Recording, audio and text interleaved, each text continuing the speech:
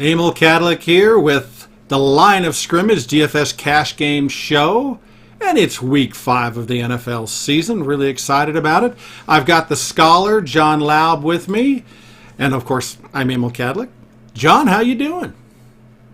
I'm doing good. It has not been as crazy of a day in the NFL as last Saturday. I've enjoyed my college football without a lot of NFL stress. But I'm getting ready for tomorrow. I'm feeling good about the slate. I've done a lot of research in the last 48 hours, my friend. Oh my, fantastic. All right, let me go down here, and as I click buttons to get everything else on, let's go to the first slide. There we are. Ladies and gentlemen, if you've joined us for the first 4 weeks, you know that we like to begin with the Scholar's DFS Sleepers. I'm looking to provide options for you for salary cap relief. And one person reached out to me. I would not advise to play necessarily all 3 of these players in one lineup because there is risk involved when you're looking at lower salaried players and you're trying for salary cap. You want to kind of manage how much risk you want to take in a cash game. I'm okay with 2. I would definitely recommend if you want any one of these 3. But I don't think I would go for all 3. Just a suggestion. Obviously, everyone builds their lineups in their own ways. But someone reached out to me, and I said, you probably should not embrace all 3 in one lineup. So where do I want to begin this week? Emil, it stares at you like a sore thumb. You just can't stop looking at this price. He is $4,100 as a starting quarterback in the NFL.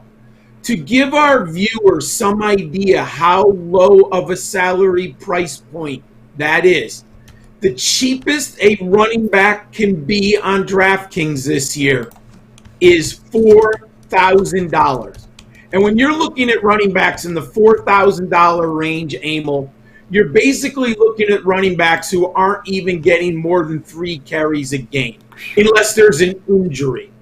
But anyone who has a starter in front of them and is unlikely to get more than 10 snaps, that's where you're looking at $4,000 price range. I was really reluctant to do Kyle Allen. But as I looked at this more and more, I said to myself, the reality is I can't really bypass this price point completely. I have to consider it.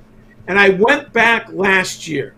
Kyle Allen for Ron Rivera in Carolina.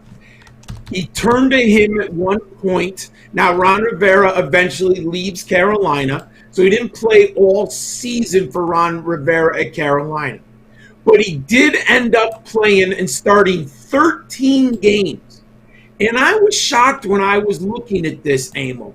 He threw for 3,322 yards and 17 touchdowns. Now, unfortunately, he did have 16 interceptions. But he did run for 2 touchdowns. So there were times where Kyle Allen was good. And my friends, remember, the Panthers had the 2nd pick overall. They took Chase Young, the defensive end out of Ohio State. So they were a bad football team last year. And Kyle Allen still produced some fantasy points. In 5 games, Emil, he threw double-digit touchdowns. He had 2 big games. Against Arizona, he had 4 touchdowns the first time he started a game. And against New Orleans later in the year, he had 3 touchdowns.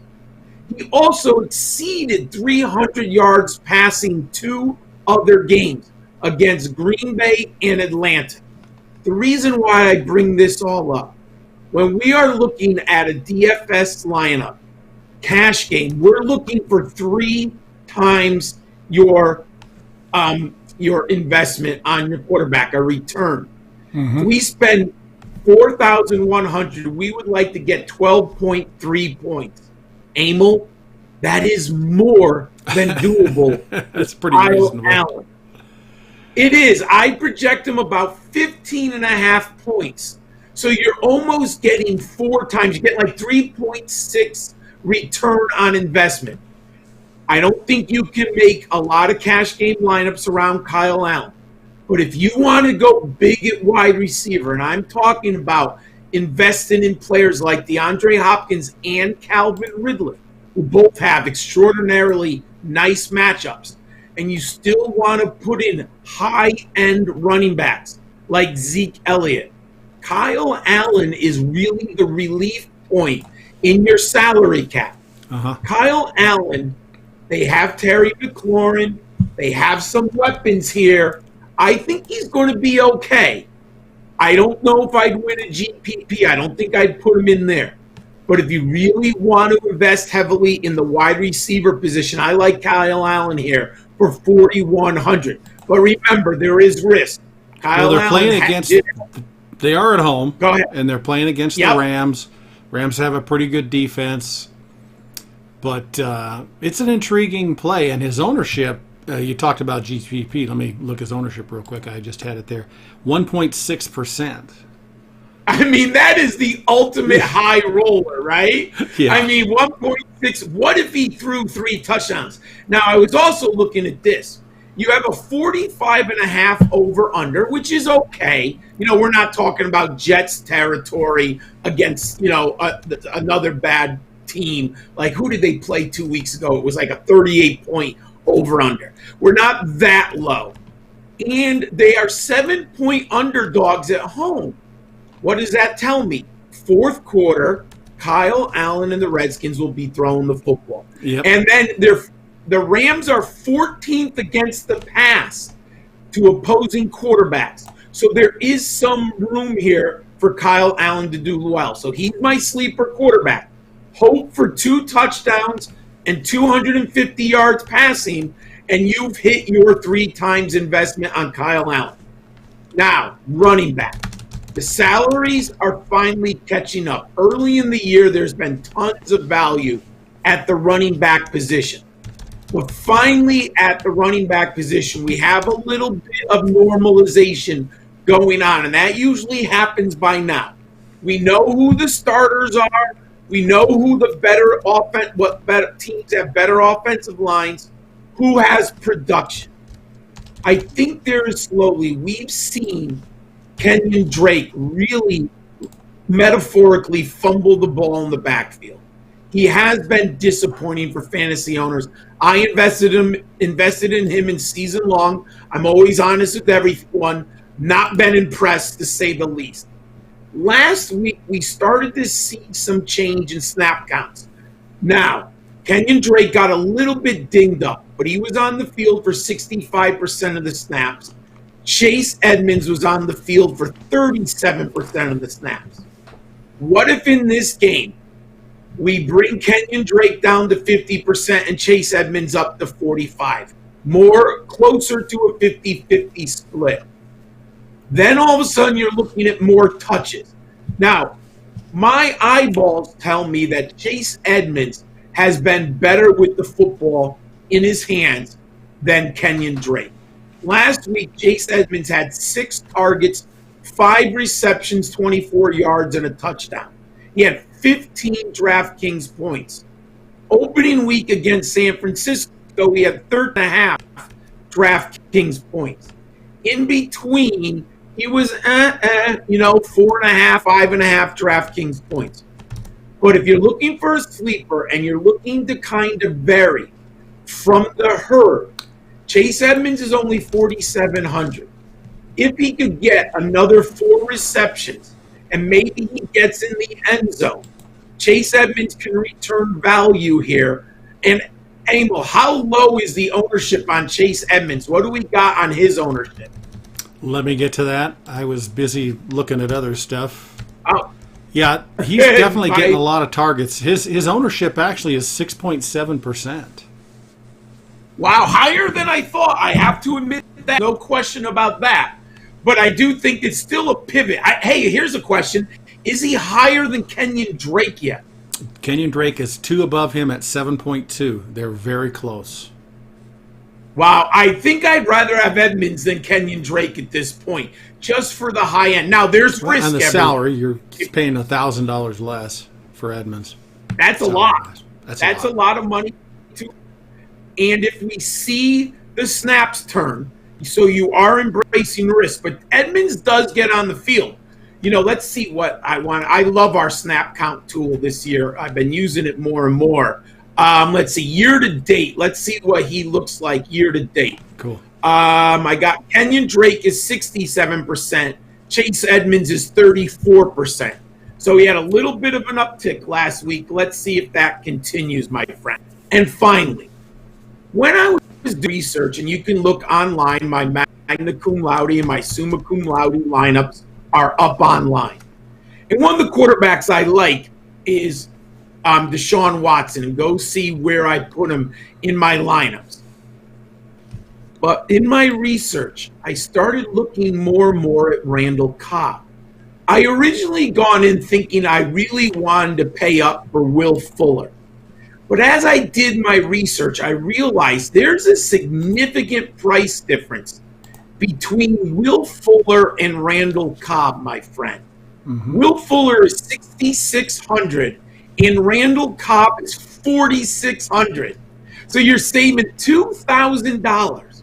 Now, against Pittsburgh 2 weeks ago, Randall Cobb went nuts. He had 19 DraftKings points. The week before against Baltimore, he had 10.9. So we've seen him in double digits 2 out of 4 weeks. Why I like him even more, we have a coaching change. I know the offensive coordinator is the same, but Romeo Crennel takes over the team. I believe that Deshaun Watson might have more freedom at the line of scrimmage. But more importantly, right now, it looks like the Texans only have one healthy tight end, Darren Fells. Jordan Akins is questionable. From what I can tell, it looks like he's not going to play. Well, what does that tell me? That they are probably going to use 3 receiver sets more often than they normally do. So I said to myself, well, who's going to go into the lineup at that point? And it looks like Randall Cobb. And here's what's even more fascinating. Randall Cobb has been on the field, my friend, 73% of the snaps this year. Wow. Will Fuller is 77%. And Brandon Cooks is 81%. And Brandon Cooks didn't even have a target last week. Ooh. I like Randall Cobb here a lot. The sneaky play, he's only 4,600. I like this matchup, Jaguars and Texans. It's got a pretty nice, it's the second highest over-under. Ooh. Right now, Vegas is telling us 54 points. And Randall Cobb on Pro Football Focus in the slot has one of the top matchups in the country in the NFL tomorrow against Trey Herndon, the cornerback for Jacksonville. And I believe Herndon is a rookie. So I like Randall Cobb here a lot for 4,600. And that, my friends, is my Scholar CFF sleepers for week 5. Kyle Allen, Chase Edmonds, and Randall Cobb. And the Jacksonville defense is the 8th worst defense in the league.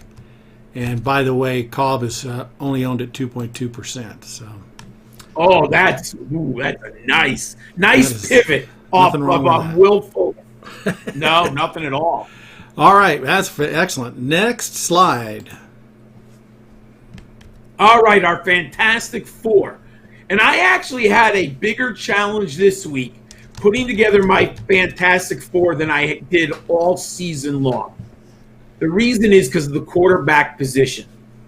I really want to get the quarterback position right. We've been real hot this year. Russell Wilson in the right spots. Dak Prescott in the right spots. Deshaun Watson. And this has been pulling me through. In my 2 lineups I've posted each week on footballdiehards.com in the sheet of knowledge, Emil, 7 of 8 lineups have cashed. So I've really been getting the quarterback. So I said, who do I like this week? Looked at Lamar Jackson, looked at Prescott, Kyler Murray, Deshaun Watson. I thought heavy about Matt Ryan. But when I weighed the risk reward and the overall price, I came to the conclusion that Patrick Mahomes is going to be my Fantastic Four. I do not usually pay up for the second highest quarterback, but he's under $8,000, so I like that a lot. These Chiefs-Raider games tend to shoot out. Not always, but historically we get shootouts here. And everyone all week has been talking about how well Travis Kelce does against the Raiders. And we also have a healthy Tyreek Hill. I mean, this Kansas City offense is healthy. And I started doing research. I said, do you want Tyreek Hill? Do you want Travis Kelce? Do you want Clyde Edwards-Helaire? And I like all of them. But you know what the key ingredient to all those players are, Emil? No. Patrick Mahomes. Pardon? It's Patrick Mahomes. Oh. If he goes off, if Tyreek Hill goes off, if Clyde Edwards-Helaire scores a receiving touchdown, they all go through Patrick Mahomes. 2 out of 4 games this year, he has exceeded 30 DraftKings points. Wow. All 4 games, he has exceeded 20 DraftKings points. Right now, I have him at 28 DraftKings points, which would give me my 3 times salary at the quarterback position. And, of course, I believe there's very little risk here. And I get it. There's always risk at any position at any time. But overall, I think the risk here is minimal when you are talking about Patrick Mahomes. I think he goes out and gets 300 yards and 3 touchdowns easily against the Raiders. I like this game. The over-under is the highest on the board. They are looking at 55, and the Chiefs are home. So I'm going to take Patrick Mahomes in my Fantastic Four. He's in one of my lineups. If you want to see who I have in the other, go to footballdiehards.com. Running back. There's a lot of interesting players here, but I could not help but fall in love with James Robinson when I started doing this research. Emil, everything like a positive arrow pointing up for our man James Robinson. He is essentially the entire offense, or at least the running game. For the year, he has 59% share count for the Jacksonville Jaguars. Wow. But when you look at last week, his share count, let me get it here, I'm flipping screens for everyone. James Robinson had 76% snap count, and in week 3, let me see what James Robinson, I have to click screens again. James Robinson was at a 45%. He's clicking up. And then the matchup. The Houston Texans defense. Oh, it's a sieve, Emil. Yeah. They're giving up a league-leading 162 yards rushing on the ground. Opponents are gaining 5.4 yards a carry and 1.5 touchdowns. The average points against the Houston Texans on the other running back is 30.9 points. I like James Robinson a ton here. Vegas thinks this game is the second, I said it before, is the second highest on the board. I like the correlation between James Robinson and Randall Cobb. I think it's a fascinating coordination play. If this game exceeds the over, I like it. So and Robinson can catch the ball, too, in case they get into that situation. Yeah, you're right. Let's see, how many receptions does he have? 14 receptions. Oh, that's nice. You're right, Emil. I forgot about that in my analysis. This is even a great thing. He's been targeted 15 times, Emil. He's caught 14 receptions. That's a nice percentage. Nothing wrong with that. Nothing. So then I said I needed salary cap relief for our viewers because I want to leave viewers with options and a lot of salary cap if they want to spend up on a big player. I need to look at a running back who I felt would get the lion's share of the carries and the snaps. And while I was doing my Kyle Allen research, it really drew me to Antonio Gibson. Antonio Gibson, if you have not been watching the Washington Football Club, and you have not been watching this backfield, you might not realize this is slowly becoming Antonio Gibson's backfield. Antonio Gibson, I got the snap count, has been on the field 43% of the snaps this year. But last week, let me look here, Antonio Gibson was on the field 44% of the time, but J.D. McKissick was on because the game script went away and they started passing the ball to him. But Gibson is still on the field enough. He scored 22.8 points last week, 14 points the week before, and 12 points the week before. What I like about him, he has an uptick in targets, 3 2 weeks ago and 5 last week. If you did not know Antonio Gibson is a prospect, and I had seen him a lot for the Memphis Tigers, he was a jackknife player for Memphis.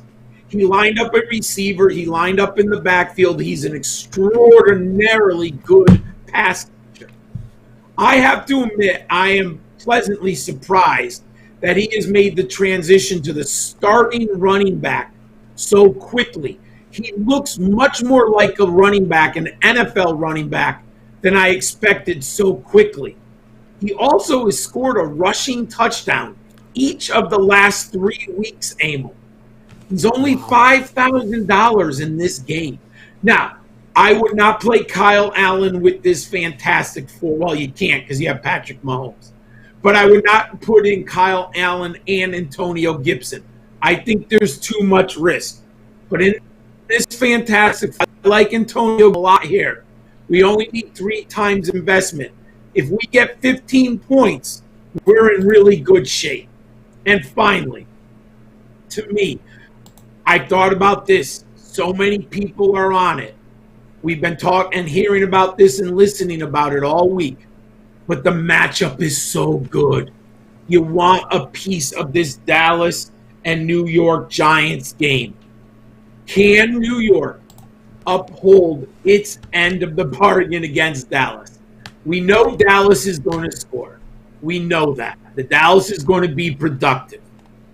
Can Daniel Jones, can he have enough time in the pocket to get the ball to Darius Slayton deep down the field? I think with that poor pass rush, the Cowboys do not get a lot of pressure on the quarterback. Even though the Giants' offensive line is way below average and they've been playing poorly, I think the Giants can just give Daniel Jones enough time in that pocket to get the ball deep to our man, Darius Slayton. Darius Slayton has been a disappointment, but not as far as snap count and opportunity share. For the year, Emil, he's on the field 92% of the time. Basically, he lines up on every snap for the New York Giants. Yeah. He has a 20% target share. And we saw him the opening week against Pittsburgh when Daniel Jones had a little bit of time in the pocket, and Pittsburgh was all over him. He was able to find Darius Slayton deep down the field. Slayton had 2 touchdowns and 102 yards receiving. The matchup here against that look far below average. Dallas secondary screams opportunity here. I'm going to take the investment here with $4,800 salary savings. And this way, my salary of my Fantastic Four for the viewers is only $24,200. For the remaining 5 players, you have $5,160 to spend per player. And that includes the tight end. You can choose to pay up or pay down. And you have a defense, and we know you can find good defenses for around $3,200. So there's room in here to still make some astute decisions. What type of do you want a top-end wide receiver, top-end tight end, or do you want to pay up for the defense? So I'm giving you lots of options, My Fantastic Four, Emil, is Patrick Mahomes, James Robinson, Antonio Gibson, and Darius Slade. I love it. This is a fun one. By the way, back to Gibson, just to point it out. In the 10 zone, we have a stat on the website, it's the 10 zone. And it's Okay. the number of rushings inside the 10 zone. Gibson's at 32. Oh! Yeah, he's at 32% of the team in, red zone, 10 zone attempts. And if you remember, Peyton Bomber is at 42, but a couple 3 weeks ago he scored twice in the end zone, in the red zone, in the 10 zone. So it looks like Gibson's starting to slide in there. And 21% was Haskins, who's not playing. I don't think Colin Allen's going to run the ball too much. So it looks like, those touchdowns that he's getting the opportunities in the 10 zone on top of being a good pass catcher. So that's a good sign. That's a good sign for him. And watching him, he has been good with those red zone opportunities. Mm-hmm. I mean, he scored against good teams, right? He scored his touchdowns against Baltimore and Cleveland and Arizona, so he's getting in there. Yeah, I like it. I didn't know that. That's a great stat. It's a fun stat. So that's to look even at. a better stat. Yeah, for $5,000, that's even a better stat. That makes it even more tempting. Beautiful. Next slide. All right, everyone, please go to footballdiehards.com. Don't just, Emil and I are giving you the Fantastic Four and we're giving you sleepers and we're helping you put together a lineup. But we have an all-American team of DFS writers, analysts, fantasy football minds here. Go check us out right now. We have DFS 3 and Out with the Hall of Famer Bob Harris. We have the Shadow Knows by Gary Davenport.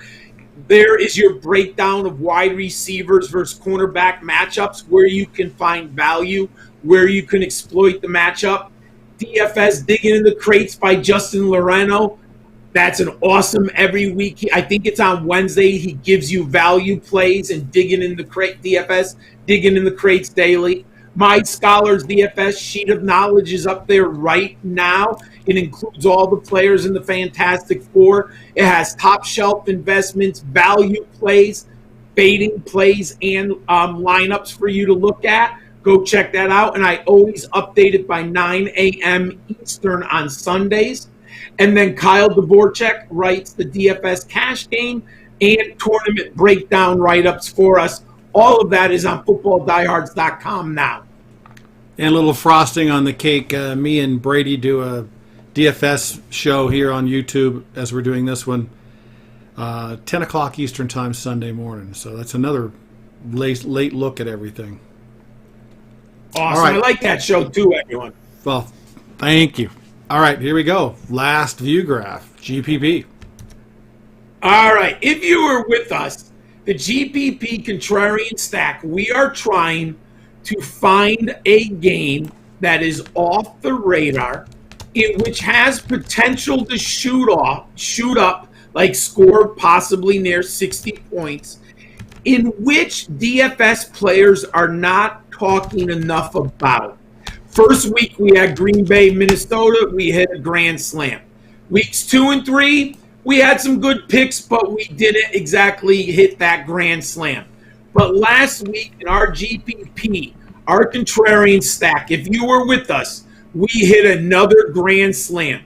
We had in our Contrarian Stack last week, Emil and I went for the Browns at Cowboys. And boy, look it, in our Contrarian Stack, we got away from Dak Prescott, and I had him in a cash game. He was great for cash game. What a great game he had. But we went with Baker Mayfield because the ownership was lower. Baker was good, not great, but he had 2 touchdowns, and the Browns smacked the Cowboys, and they were 4.5-point underdogs on the road. But where did Emil and I hit the grand slam? We had in our lineup Odell Beckham, cha-ching, 3 touchdowns. Jarvis Landry, very good day, and a passing touchdown to Odell Beckham. Then we pivoted, and we had CeeDee Lamb and Dalton Schultz.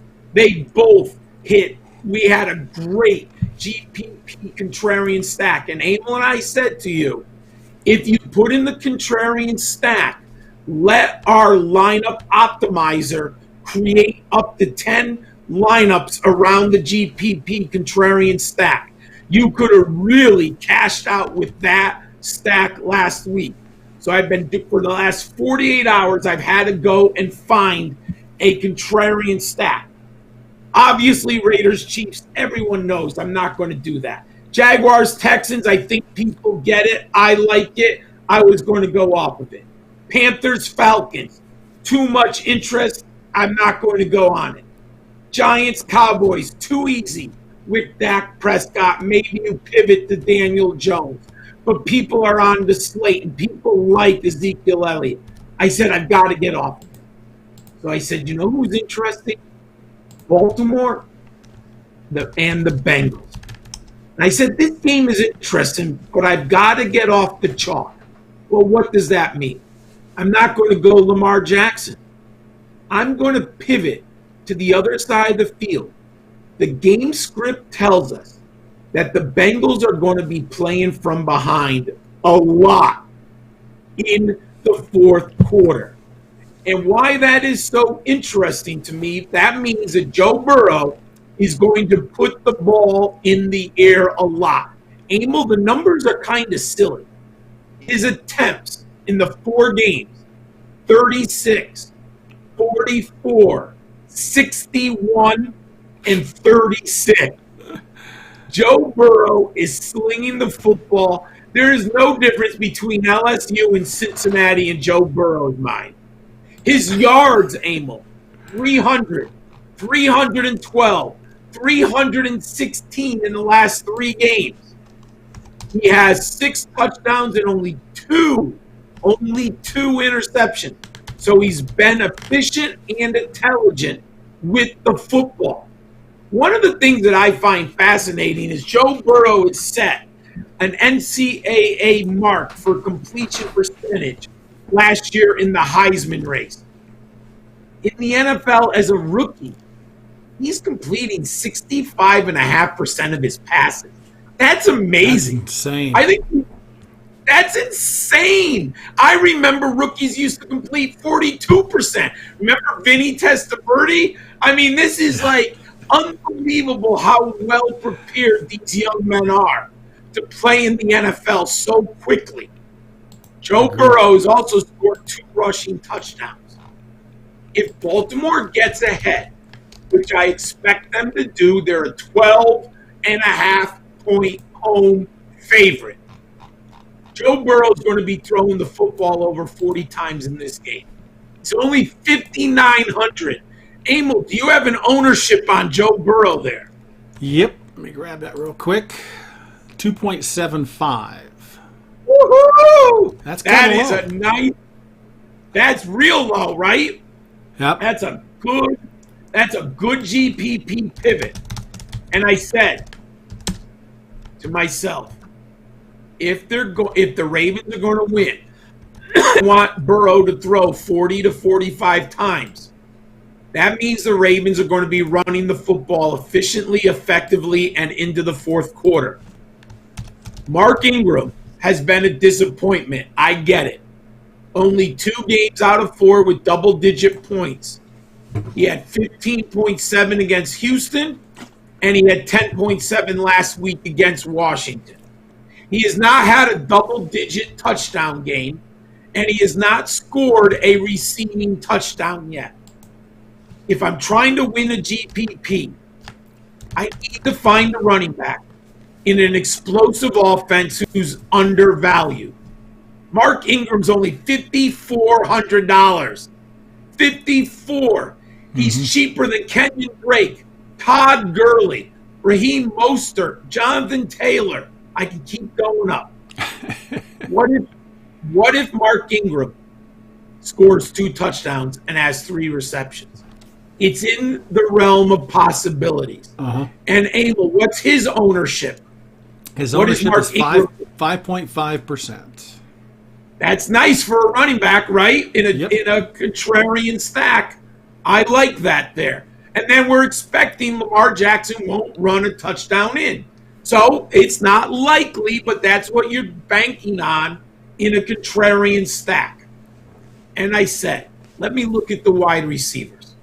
Marquis Brown is questionable, and people know how good Marquis Brown is. But I need someone to match up with the quarterback. Love Tyler Boyd. I own him in tons of season-long leagues. Am deeply invested in him. He's scoring 17.4 points a game. Joe Burrow loves to target the slot. Tyler Boyd plays in the slot. In the last 3 games, he scored 16, 25, and 20 DraftKings points. So I plugged in Tyler Boyd. And then the question was, where do I go? Well, you know what? Snap counts, targets, and production. It really became a simple solution in my book. I'm done with A.J. Green. T. Higgins is now the man. He's been playing great football the last 2 weeks. 9 and 7 targets, 9 total receptions for 100 and, let me think here, 117 yards, 2 touchdowns, and he scored 21 and 13 DraftKings points. T. Higgins, I loved him coming out of Clemson. I had a first-round grade. He ended up going to the top of the second round. Absolutely love the talent. I will say, coming back a little bit from the injury he had and his ability to transition to the NFL so quickly, I did not expect it this soon. He's playing too well. I said, let me get T. Higgins. He's only 4,900. Emil, do you have ownership on those 2 players? Yeah, T. Higgins is 4.7, which is higher than I thought he'd be. But yeah, Boyd is 2.0. Oh, my God, that's awesome. Those should actually be flipped, right? Yep, they should be. Yeah, people are pumped about Higgins. I guess he played well last week. Yeah. So. But what if we get 3 touchdowns combined from those 2 players, from Joe Burrow? That's what we're looking for. I'm not worried about A.J. Green, and I don't think Joe Mixon is going to have a big day against the Ravens here. So I like it. The question came down to, who am I going to look at for my 5th and final player? I tried Drew Sample, just hasn't come through, 3,700. But I want to win a GPP. I don't want to just place. I want to try to get in the big money. So I said, who can give me a 20-point day?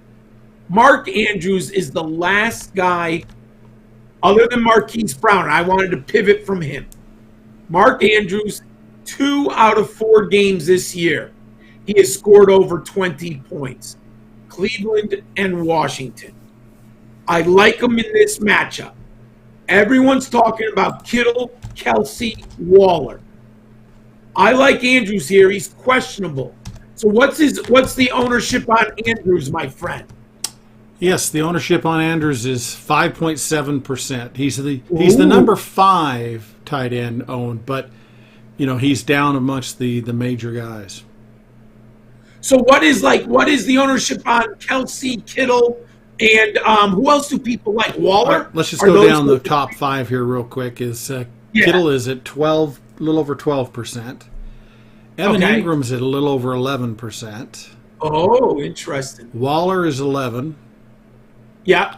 Kelsey's 10, and then you have a little bit of a divide there down to Andrews at 5.7.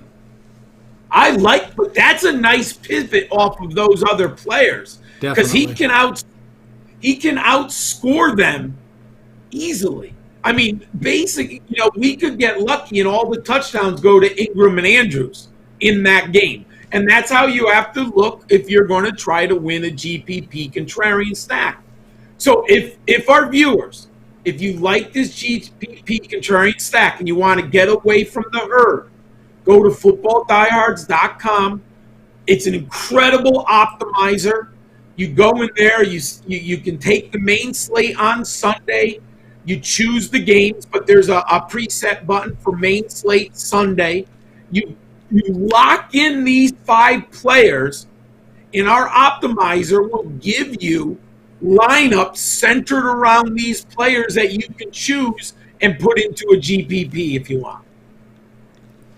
Yep, and remember, you can get these DFS PPR ownerships.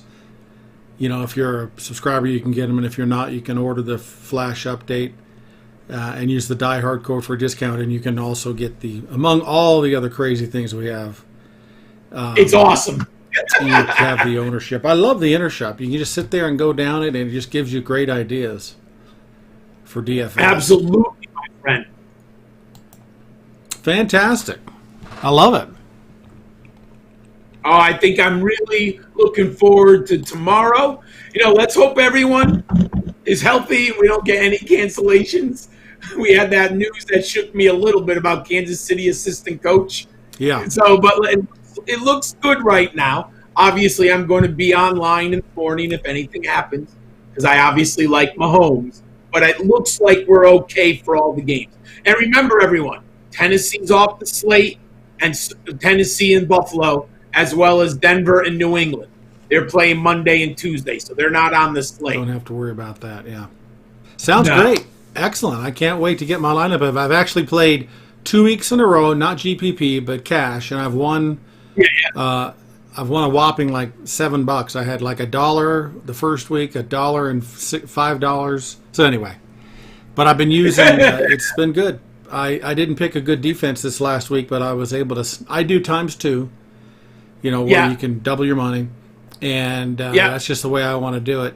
And I covered fairly easily. I made it fairly easily, but I don't want to get cocky. So I've got to just do a little time. And then maybe as I feel more comfortable. What's that? Emil's become a better cash game player. He's learning. That's important. You can't blow it up. You decide. I put a 1 in and then I put a 5 in this week because I couldn't find anything in between the two. And I was worried I would be doing what I said I wouldn't do. But anyway, that was pretty close. Fantastic. Well, good luck, everyone. You too. Thank you, sir.